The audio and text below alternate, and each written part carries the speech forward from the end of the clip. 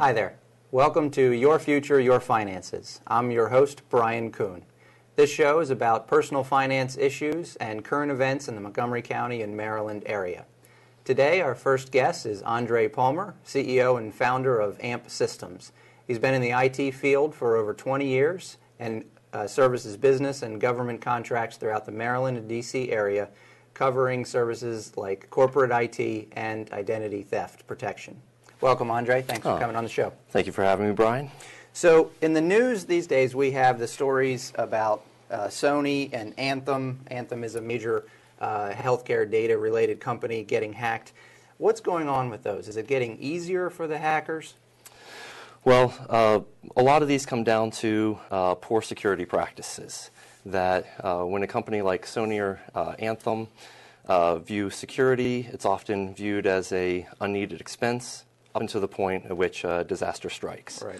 In the case of like an Anthem's security breach, Anthem after the breach states that they've been the victim of a highly sophisticated security attack, and this is generally not the case. The majority of these corporate security breaches come down to poor security practices that even if the best or the basics of best practices with security were followed, then these breaches could have been prevented.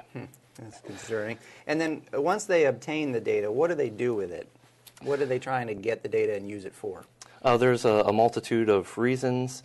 Some of them relate to financial gain, where ATM and credit card numbers are stolen. These are auctioned off for profit.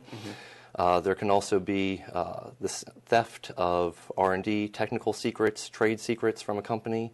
This is not just individual people that are doing, that are hackers or breaking into corporate networks.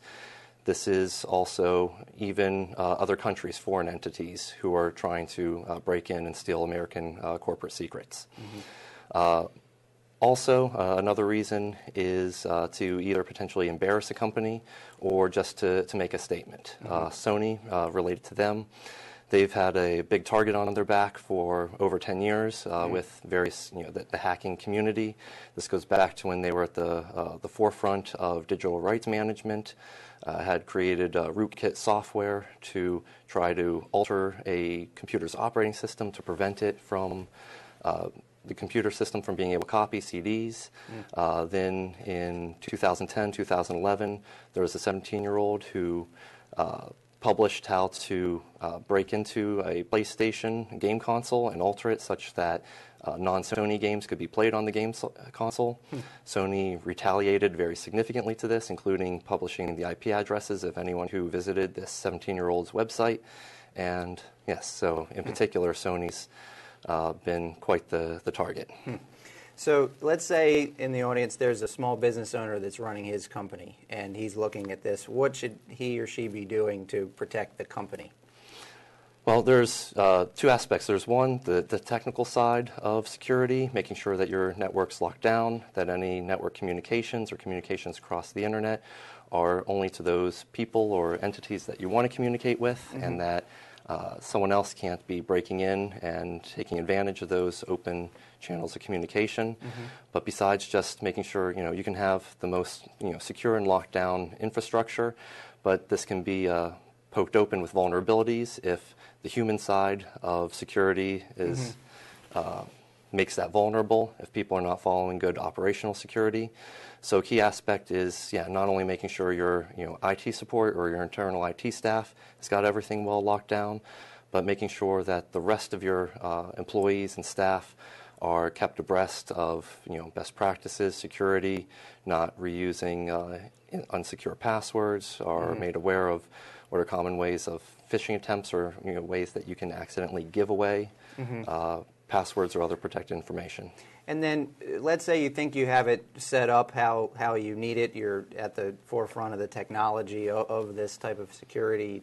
Is there a periodic time frame that you need to revisit it? Nowadays with things changing so fast. Yeah, this is something that you don't want to just set and forget. It's something that should be revisited on a regular basis. For example, if you're a medical or financial institution, regulatory bodies require you to revisit and do a security assessment on a regular annual basis. It's recommended to do that, even at a quarterly basis. And so, yes, you should be making sure that your IT and security, network systems are secure. You should be doing at least annual briefings with your staff related to security, and making sure that any new employees that are brought on are brought into your proper policies and procedures related to security. Okay, very interesting. All right, we've got to take a short break. We'll be back to talk about personal IT issues like identity theft and some things going on there. So we'll be right back.